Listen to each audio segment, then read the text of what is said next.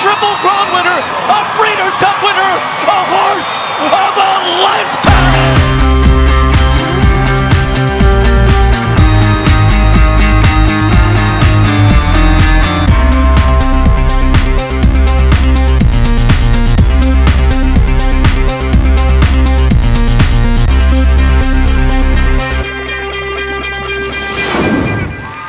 Hello and welcome to Tournament Talk on the Tournament Edge.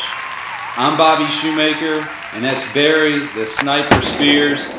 He and I are coming to you for the races in early December at Gulfstream Park. Barry, it is opening weekend at Gulfstream. I know you and I have been waiting on this for a long time. How you doing tonight?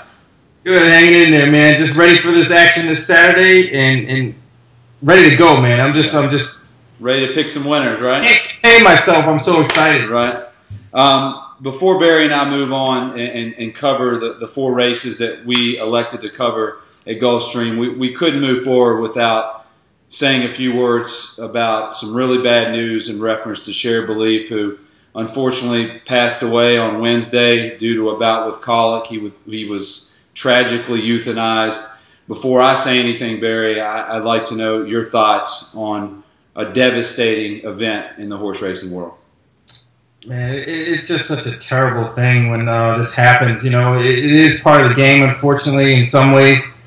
But you know, it's hard for the sport to recover when a superstar like that passes away. You know, suddenly. You know, everybody was looking forward to this horse coming back and showing what he could do on the track in 2016. And it's just so unfortunate that that's not going to happen. Yeah, he will sorely be missed in this household for sure. I remember watching him, Barry, run at Golden Gate, and he just jumped off the TV screen, and I just said, you know, I don't know a lot about this horse, but I can see that this horse is going to be special. And I can remember after the Golden Gate victory, he runs on dirt, and then I feel like he really vindicated himself with beating California Chrome in that epic matchup, and that's what I'll try to remember. And, you know, Barry and I's thoughts and prayers and condolences certainly go out to Jim Rome and the connections of Shared Belief. So the show must go on, and we're here to pick you some winners for Saturday. As we mentioned, it's opening day. So we're going to start with race 3 for Saturday at Gulfstream Park. It's the Tiara Stakes.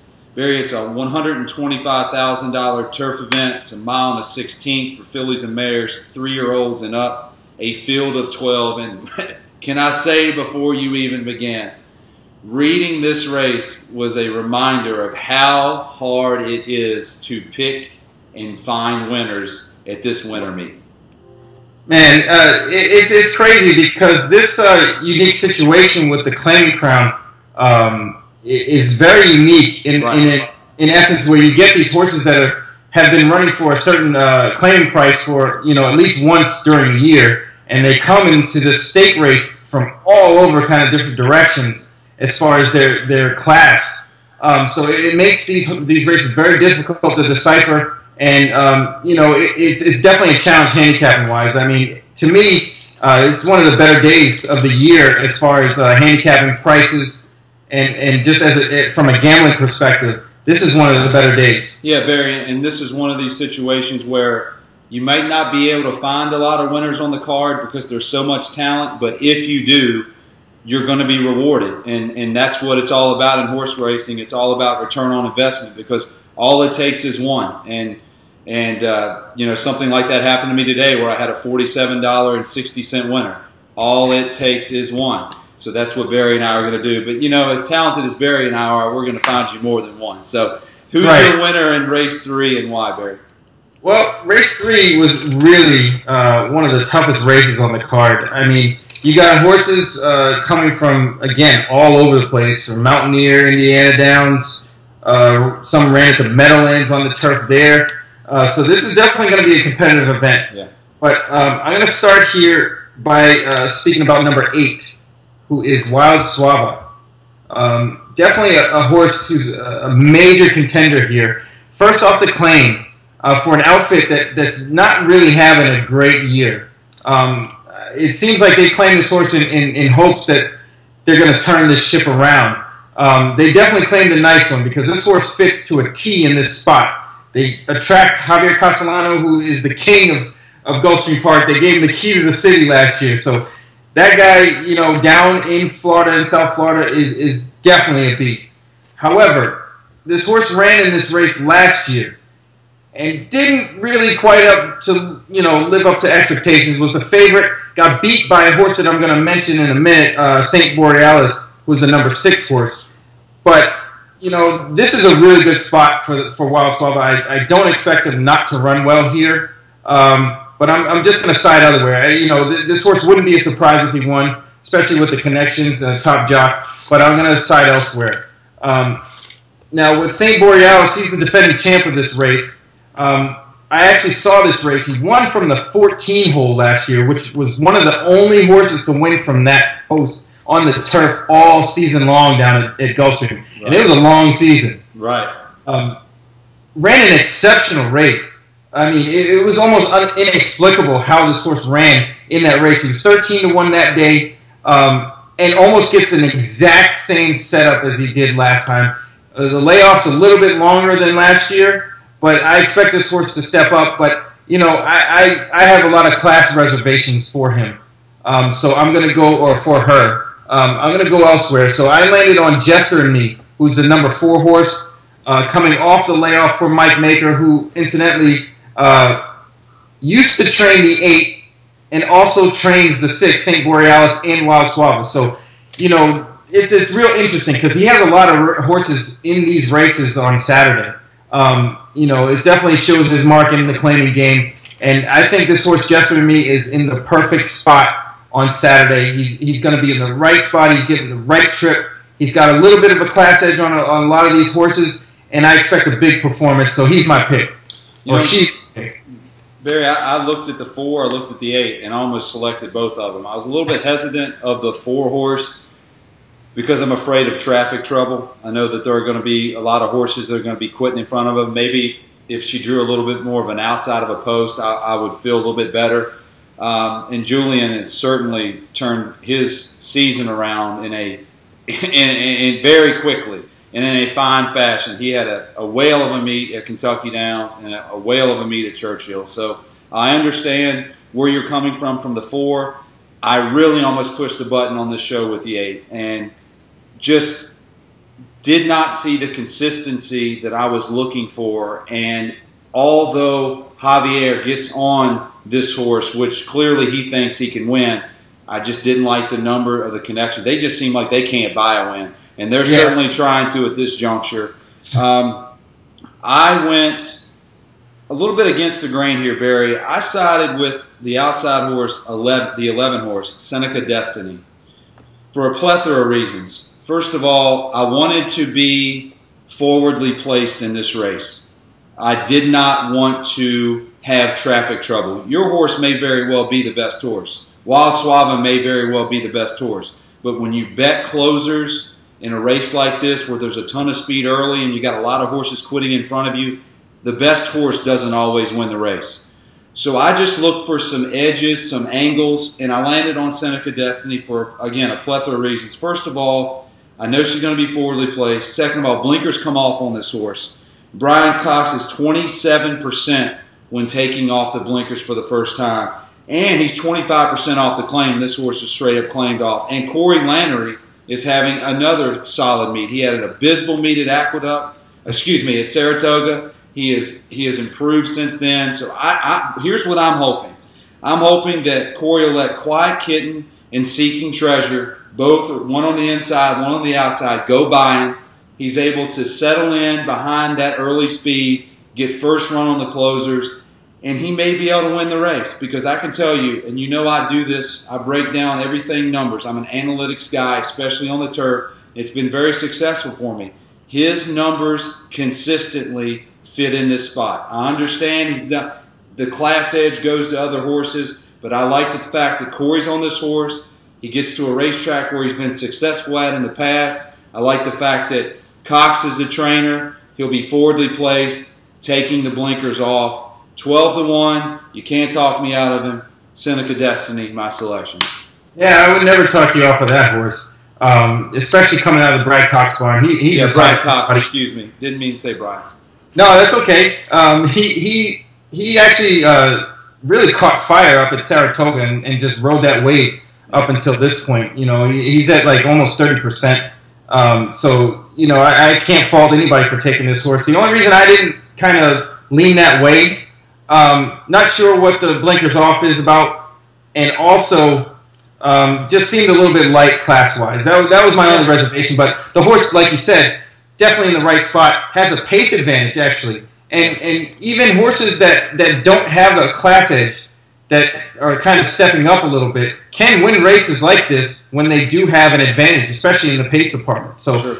no, I don't blame anybody for taking him. I think if they would have left blinkers on, Barry, then I would have been a little bit more hesitant. But there's always this idea that if you take blinkers off, you're trying to get the horse to settle earlier in the race and not be so, I wouldn't call it rank, but on their toes early. And I think Cox saw this and said, look, there's a lot of pace in this race, and I've got the outside draw. I'm going to take the blinkers off and see if we can get this horse to settle just a tiny bit behind those closers, behind the front runners. And I'm telling you, if he can run as fast as he has run on the lead, he's a player. Now, you know as well as I do, a lot of horses, they either are on the lead and they run well, or they're off the lead and they don't run. They just... So maybe the 11 just says, look, I don't like not being on the lead, and he's just going to run up the track. But I just found this race to be wide open. The 4 is logical. The 8's logical. But in a race like this, I want to take a shot. And why not with a horse with that kind of angle, with that trainer,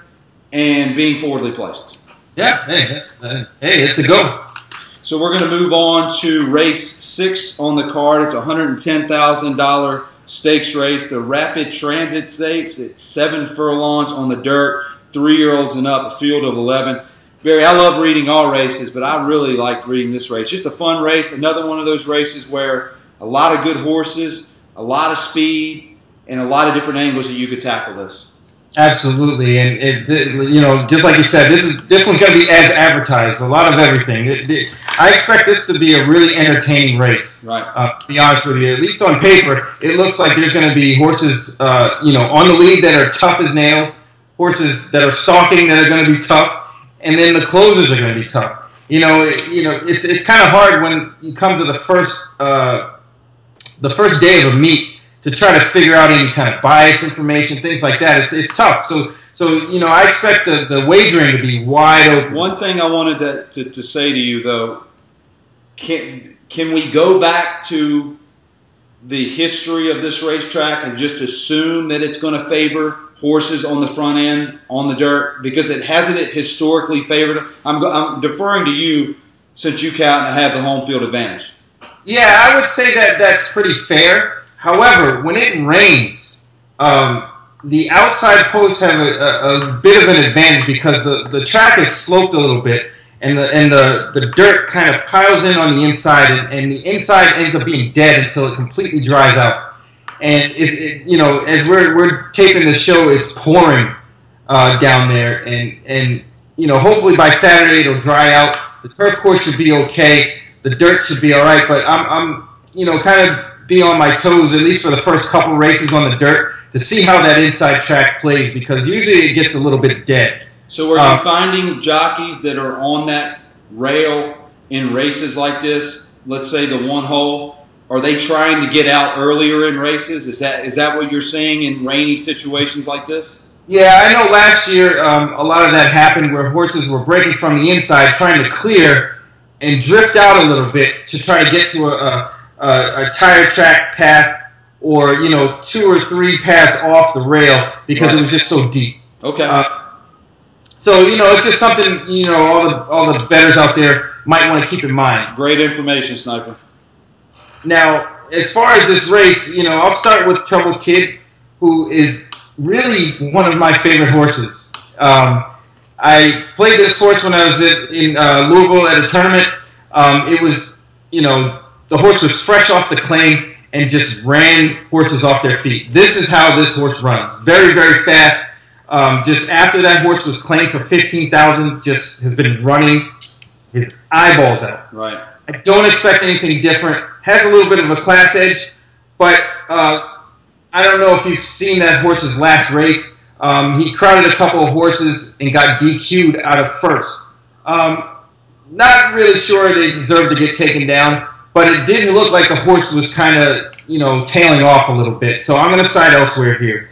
Now, the next horse is So Walking Dude, the number 7 horse.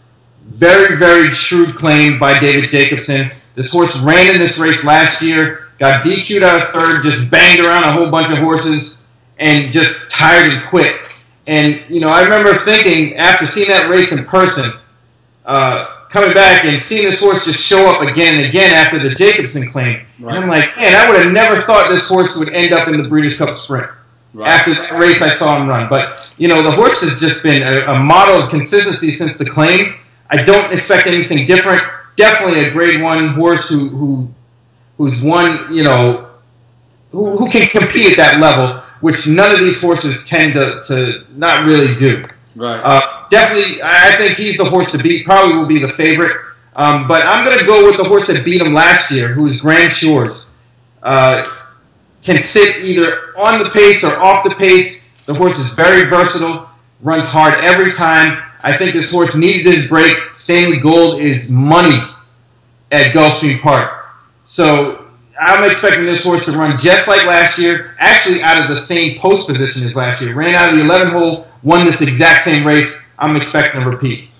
I'm very surprised to hear you say that you think that Stall Walking Dude's going to be the favorite. I just think Trouble Kid is much the horse to beat. The fastest horse in the race, got the class. I hope the 9 is certainly the favorite in the race. And not to say that I'm betting the 7 because I'm not. But I just thought the 9 was going to be bet, Barry, a lot because of the speed numbers and the class and the fact that he's forwardly placed and Gulfstream Park has a history, as we just mentioned, of favoring horses on the front end. The reason I do think the 9 is a little bit susceptible in this race, Barry, is the 2-horse Classic Salsa is a very fast racehorse.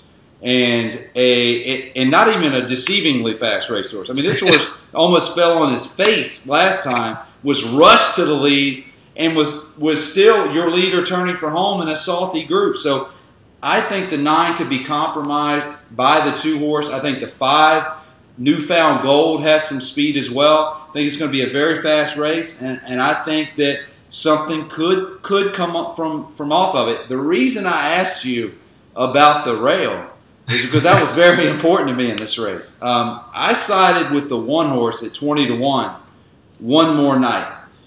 Since this horse has been claimed, Barry, if you'll look, he used to be a dead front runner, didn't know how to do anything else. The last 2 races off the claim, this horse has laid off the pace and made 1 run.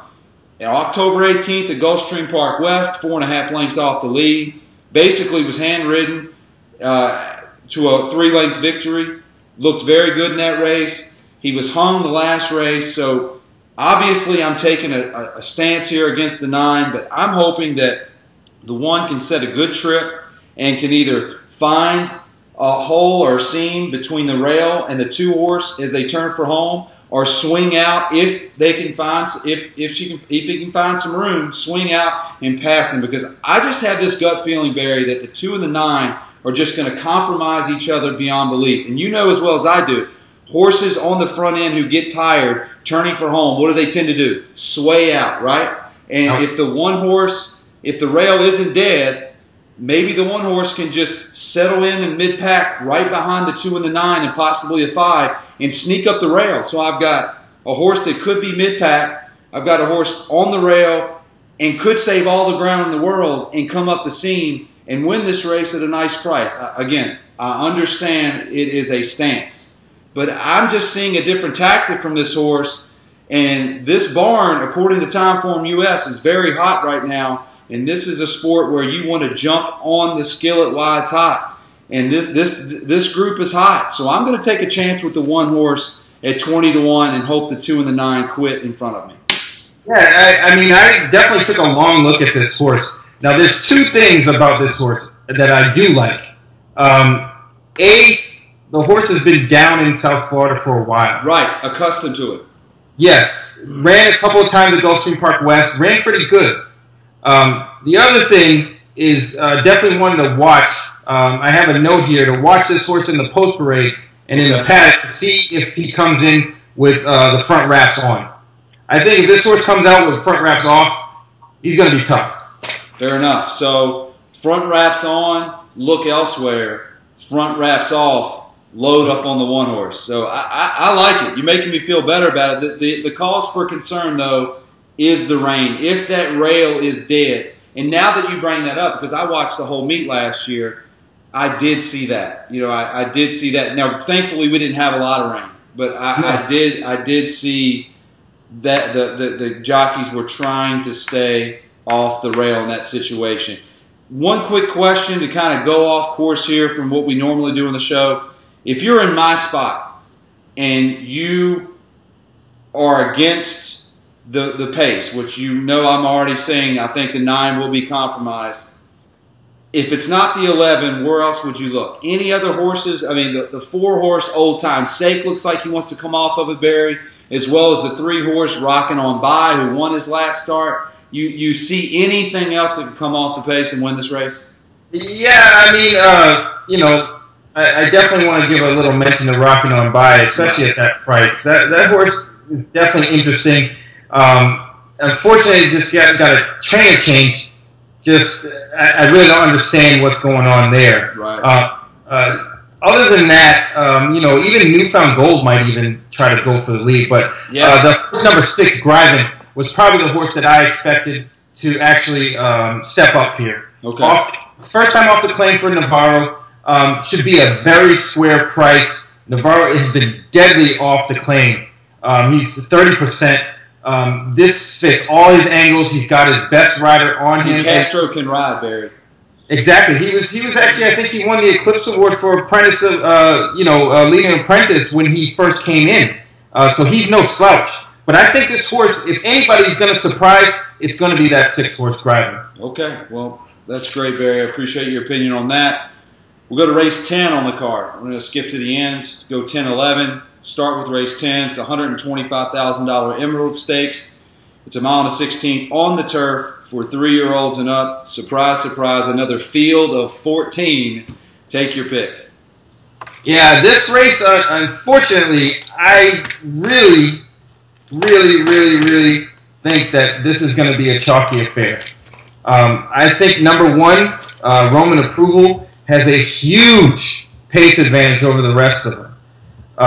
This horse is drawn the right way in this particular race, getting Jose Ortiz, who's just as good as anybody in the country. I think this horse is just going to run away from this field. I really didn't look too much past him. Okay. He's definitely the horse to beat.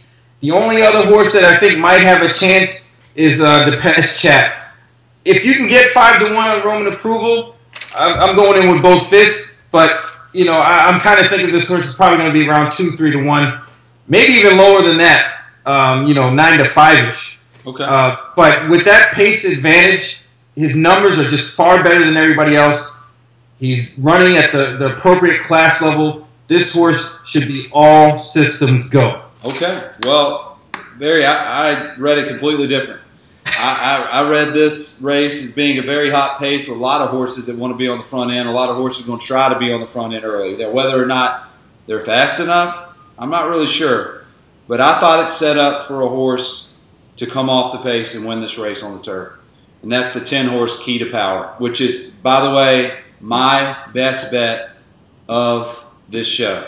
Key to Power. You know how I feel about second off the layoff. That's big for me. When I started reading the form, I used to always think it was third off the layoff, and I'm coming to see that horses run big numbers second off the layoff. That's a bigger angle for me. This horse has run numbers from a buyer speed figure perspective in the 90s on a consistent basis. If you look at his numbers from Timeform US, he's running in the hundreds. We know that Buyer is a little bit more, you know, he doesn't like to give those numbers the way Timeform just throws out numbers, but they both tend to be accurate in their own realm. And what I'm saying is both numbers are very consistent. I like the 10 post.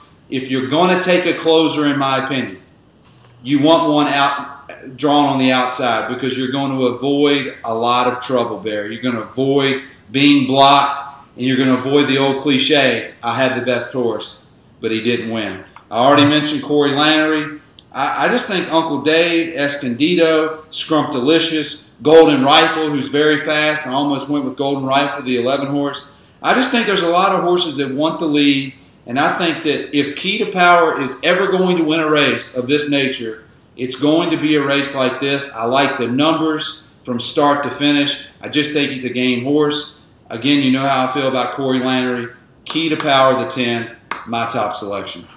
Yeah, no, I don't blame you for taking a shot, because this is like one of those races where it can either run chalk, or it's going to be 3 20-1 shots that win. Welcome to Gulfstream Park, Barry. That's right, man. That's why we love it. Right. The thing that really stood out to me as far as Roman approval, he got nipped, nipped by a neck by the Pizza Man back at Arlington, in the Stars and Stripes back in July. And that race there would win this hands down pretty much 8 out of 10 times. No question about it. Anything close to that, I'm gonna stick with that horse. But the long shot play, there was a horse that I liked because I was looking for some horizontal bets. Yes. This is what we want to hear, baby. The long shot plays, Barry. Yeah. So Flashy Chelsea, very very interesting horse. Been running at a high level for a long time, and this horse is shipped down. Been training at Tampa, which is kind of interesting for a really small outfit. And I think that this horse rates a good shot if the pace ends up falling apart, and definitely is going to be worth every penny of the 20+1 that you're going to get. I love it. Okay, well there you go. Barry's on Roman approval. I'm on Key to Power. Barry's long shot play, if you need one, the 6-horse, Flashy Chelsea. Last, and certainly not least, the nightcap of a brilliant Gulfstream Park card for Saturday, as long as the rain holds off, as you can see my hands right now. It's the $200,000 Jewel Stakes. It's 1 1/8 on the dirt for 3-year-olds and up, a field of 14. Who wins and why? Well, this is another tough race. I mean, last year when I was down there for this whole day, this was the most perplexing race of the day, and it played out that way. Nick Zito had Catholic Cowboy win at 16-1. Just kind of came out of nowhere. The horse really hasn't done much since, and it's kind of inexplicable. This race, there's a lot of ways you can go. I mean, the 11 Royal Posse, definitely a huge contender. A New York bred going down the Gulfstream, getting Top Rider. But I kind of narrowed it down to about 3 horses. So, the horse who actually ends up being the longest one out of the 3 will be Market Blaster. This horse is very, very tough, old veteran horse. Runs it, Mid-Atlantic with Parks and Monmouth and Penn National on occasion. But as consistent as they come, the horse is pretty versatile. Can be on the lead or sit a little bit back. So I think that gives them a little bit of advantage, especially with this kind of towards the outside post. I think this horse might run good, but I'm not really sure about his class, and I think that's why I ended up going elsewhere. Okay. Now, number 12, Mr. Palmer, was really highly touted early in his career. Kind of tailed off. I don't know if he had an injury, but he changed hands quite a bit over the spring and summer. And now he's with Rudy Rod, and this horse is back in form. I mean, better than ever. This is a hot horse, and that's why I think that you really got to pay attention to this one. Even though he got beat by another horse in the race, Endicott, and beat Lieutenant Shawnee O, who's the inside horse. I think this horse has the talent that it hasn't really shown. And this is kind of the spot for this horse to shine. So if he's going to run well, it's going to be on Saturday. But I ended up opting, my play would be actually Freestyler, who was just claimed by Joe Sharp, who's to his namesake, very, very sharp off the claim. He gets Top Rider, or a Top Rider, really, I should say under the radar rider, in Brian Hernandez, that who gets his mounts and he rides them well. I mean, he's 17-18% job. We talked about him the other day, Barry. We had a conversation about him and how good he is despite not getting any recognition. Yeah. The thing I like about this horse, he's been down there for a while. After the claim, he's got a workout at Palm Meadows that was pretty good, but on the turf, which was kind of interesting. But numbers-wise, this horse fits. Class-wise, he fits. I think this guy might end up running away from this field, and he's definitely my play of the day. Royal Posse, play of the day. Okay, I heard it. Freestyle. Royal Posse, horse to beat. Got to beat him. I mean, from a buyer speed perspective, he's there. From a time form US speed perspective, he's there. We talked about earlier how Gulfstream, at least as long as I've been watching it, has again tend to favor horses on or near the lead in dirt events. And I went with a horse, Barry, that I know is going to the front end, and he's going to go as far as he can take him. And I landed on the 4-horse Padilla at 20-1, going turf to dirt. I know, like I said, I know he's going to the lead. Blinkers come off today, so maybe he won't be so keen early in the race. He'll have something when they turn for home. I like the 6 furlong work to build stamina, and then look at that last work. 4 furlongs and 47 flat, 4th best of 88 horses.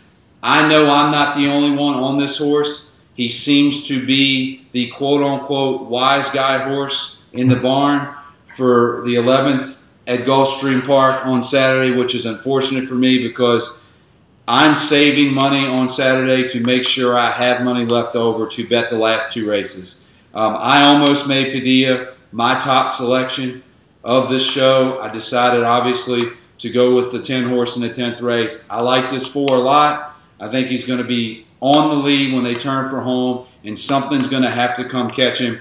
And last time I checked, Edgar Prado's recently been very good with horses on the front end. So I'm on the 4 Padilla. I really like this horse, Barry. Tell me why I shouldn't. I mean, if the numbers translate from the turf to the dirt, which if you go into Formulator and you dig deep into this trainer's percentages, turf to dirt and things of that nature, they're very good for the small sample size you have. If they translate and he continues this trend of being good on the surface switch, 4 is going to win this race and pay a big price.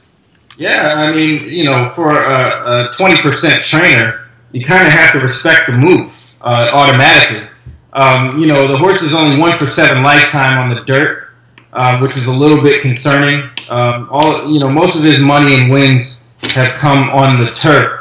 But like you said, if it translates any kind of way, this horse is going to be tough, working well.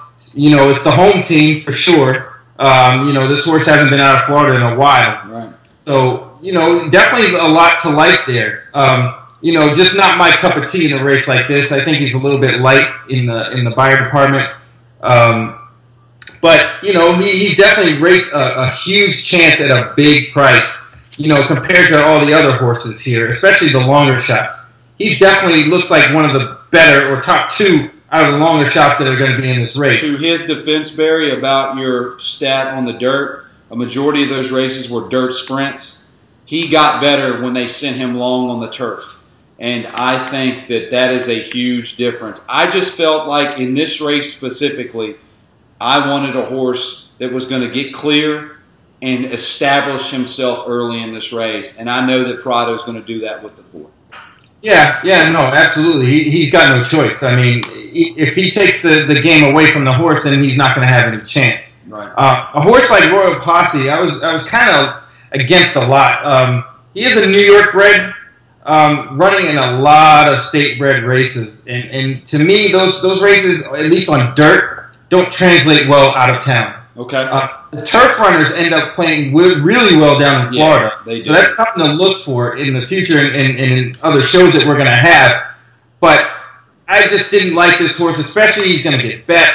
He's going to have Javier on him. Javier might win, 10 races on Saturday. But this is the one I'm hoping that he doesn't win. Sure. And just the stance I have overall before we end the show, Barry, is that if there's a race with a lot of talent and a lot of horses in the race, why settle for the favorite if you're not sure? Why not take a shot?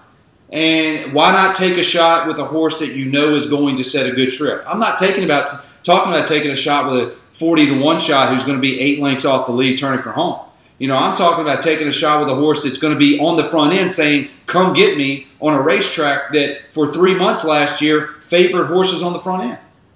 Yeah, you know, statistically, horses that go to the lead win 2 to 3 times more than they should. You know, because people fall asleep, horses just don't run, and they get a trip and they win. So if I'm ever going to take a long shot in a race like this, I'm going to do what you're doing. Go with a horse that's probably going to go in the lead. All right, Barry. Well said. Great show tonight. And, you know, again, his top selection, Barry, if you can give that to us, your top selection for the weekend. My top selection is race 11, Freestyler, All Systems Go. Mine is race 10, Key to Power. Obviously got to beat the one horse, but I think he can do it. So that does it for this week's edition of Tournament Talk, the first edition of Gulfstream Park Talk. So that's great. We have many more weeks to go. So until next Thursday, that's Barry Spears. I'm Bobby Shoemaker. Good luck.